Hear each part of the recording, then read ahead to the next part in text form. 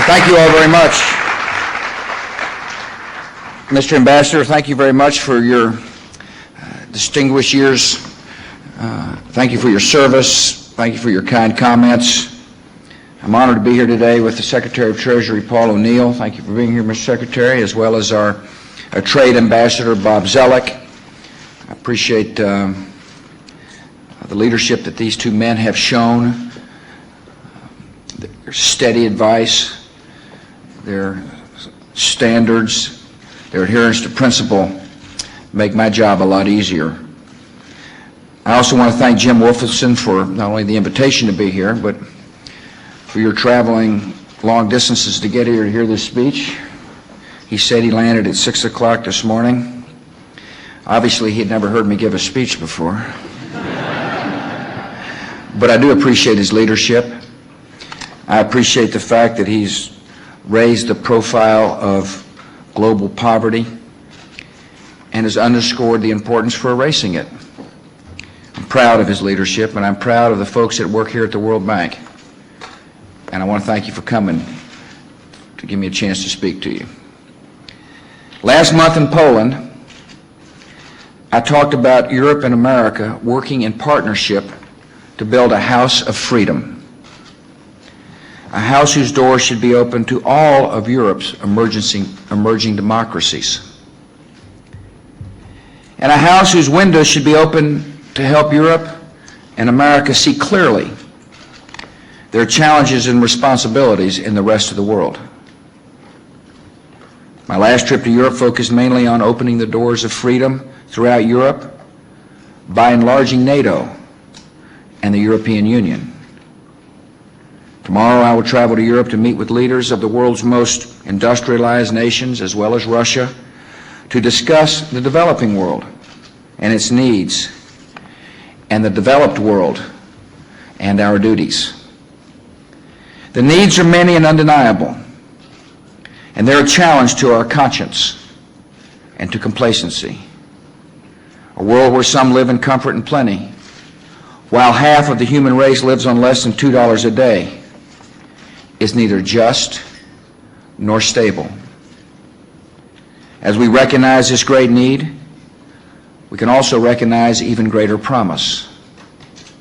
World poverty is ancient, yet the hope of real progress against poverty is new. Vast regions and nations from Chile to Thailand are escaping the bonds of poverty and oppression by embracing markets and trade and new technologies. What some call globalization is in fact the triumph of human liberty stretching across national borders. And it holds the promise of delivering billions of the world's citizens from disease and hunger and want. This is a great and noble prospect, that freedom can work, not just in the New World or the Old World, but in all the world. We have today the opportunity to include all the world's poor in an expanding circle of development throughout all of the Americas, all of Asia, and all of Africa. This is a great moral challenge, what Pope John Paul II called placing the freedom of the market in the service of human freedom in its totality. Our willingness to recognize that with freedom comes great responsibility, especially for the least among us, may take the measure of the 21st century. This causes a priority of United States foreign policy, because we do recognize our responsibilities, and because having strong and stable nations as neighbors in the world is in our own best interests. In centuries past, strong nations often wanted weak neighbors to dominate. In our age, strong nations must recognize the benefits of successful partners around the world. Strong partners export their products, not their problems. Conquering poverty creates new customers. And a world that is more free and more prosperous is also a world much more likely to remain at peace. To build this better world, we must be guided by three great goals. First, America and her friends and allies must pursue policies that keep the peace and promote prosperity. The United States and her allies will pursue a balance of world power that favors human freedom.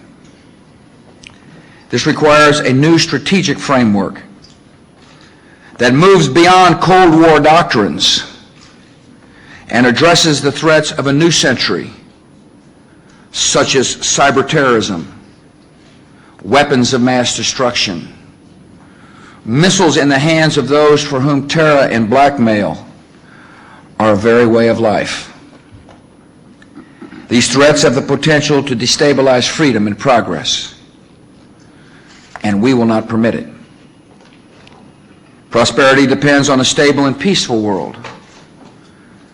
Global prosperity also depends on the world's economic powers keeping our economic houses in order. We all must pursue pro-growth policies that encourage greater productivity, reduce tax burdens, while maintaining fiscal responsibility and stable prices.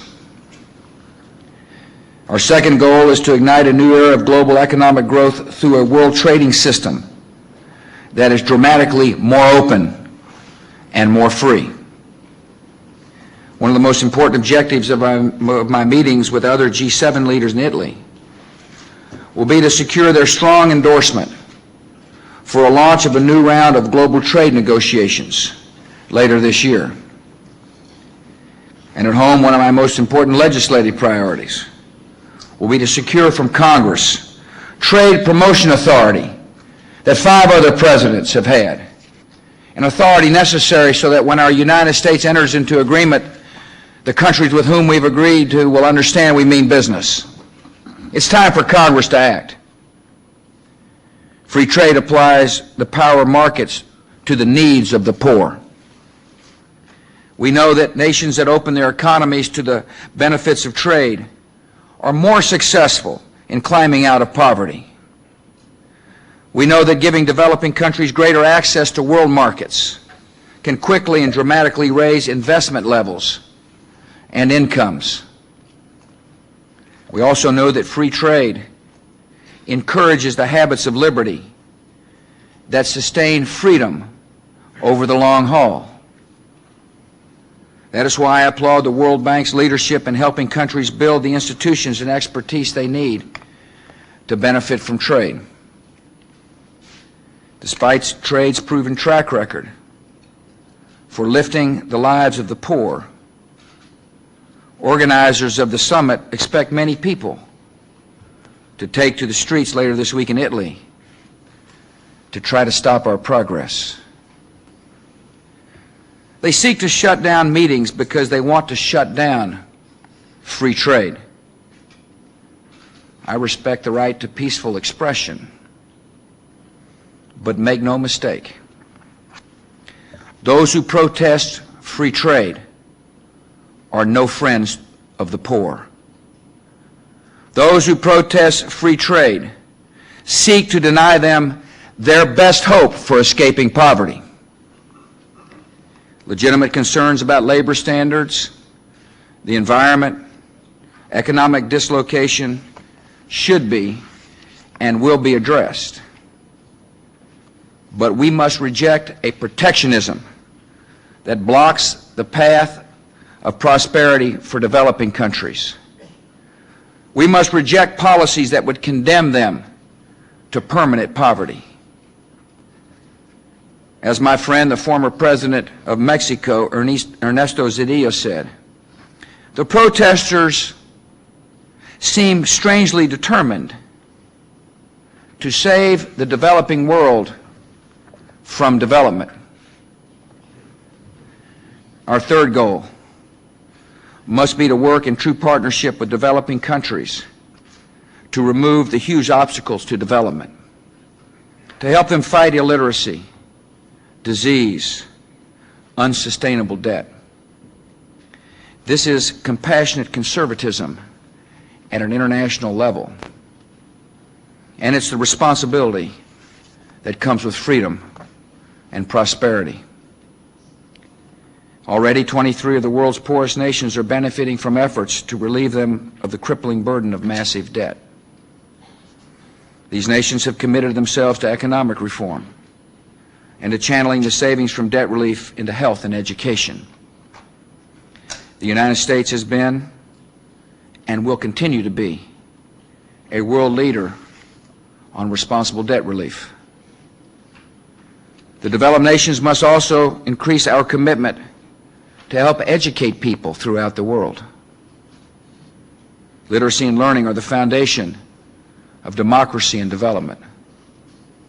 That is why I propose the United States increase funding for our education assistance programs by nearly 20%. Today I'm directing the Secretary of State and the Administrator of the Agency for International Development to develop an initiative to improve basic education and teacher training in Africa, where some countries are expected to lose 10% or more of their teachers to AIDS in the next 5 years. For its part, the World Bank and the other development banks must, as Secretary O'Neill has noted, focus on raising productivity in developing nations, especially through investments in education. Yet only about 7% of World Bank resources are devoted to education. Moreover, these funds are provided as loans that must be repaid and oftentimes aren't. Today, I call on all multilateral development banks to increase the share of their funding devoted to education and to tie support more directly to clear and measurable results. I also propose the World Bank and other development banks dramatically increase the share of their funding provided as grants rather than loans to the poorest countries. Specifically, I propose that up to 50% of the funds provided by the development banks to the poorest countries be provided as grants for education, health, nutrition, water supply, sanitation, and other human needs. This would be a major step forward. Debt relief is really a short-term fix.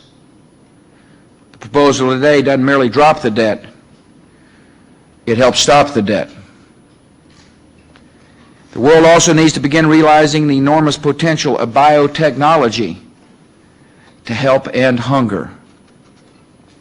The UN has recently reported biotechnology can dramatically improve crop yields in developing countries while using fewer pesticides and less water. We need to move forward based on sound science to bring these benefits to the 800 million people, including 300 million children who still suffer from hunger and malnutrition. Finally, the Genoa Summit will formally launch a new global fund to combat HIV/AIDS, malaria, and tuberculosis. The United States was the first to announce our contribution to this fund, originally called for by UN Secretary General Kofi Annan. We're proud to have been a leader in developing the fund structure and its focus on prevention with a broad strategy that includes treatment and care. And I'm proud that our country contributes nearly $1 billion annually to international efforts to combat AIDS and infectious diseases. I might remind folks that's more than twice the amount of the second largest donor. We stand ready to contribute more to the Global Fund when it demonstrates success.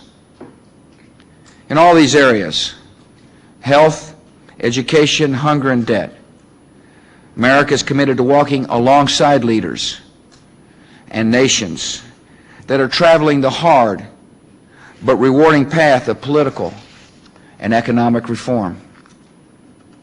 Nations that are committed to rooting out cronyism and corruption.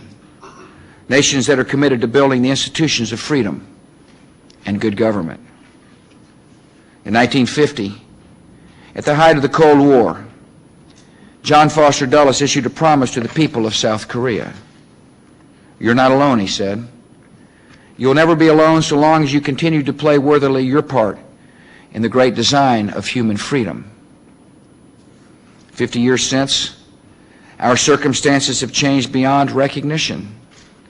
The world is no longer divided into armed camps. Democracy has become a seed on the wind, taking root in many nations.